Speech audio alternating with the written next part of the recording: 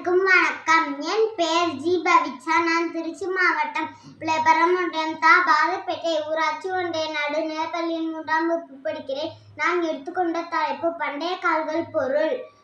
இதுதான் குளவி, இதுதான் உரல். இதுல நம்ம சட்னி அரைக்கலாம், மாவு அரைக்கலாம். சட்னி அரைச்சி சாப்பிட்டா உடலுக்கு நல்லது, ரொம்ப சுவையாகவும் இருக்கும். முன்றைய காலத்தில் தாத்தா பாட்டி யூஸ் பண்ண பொருள். நன்றி. கல்லூரியில் வணிக விழா.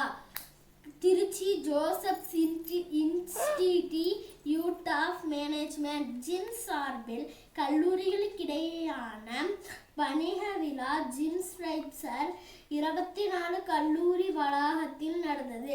தமிழகம் முழுவதும் உள்ள 18 வணிக பள்ளிகளைச் சேர்ந்த 278 மாணவ மாணவியர்கள் பங்கேற்றனர்.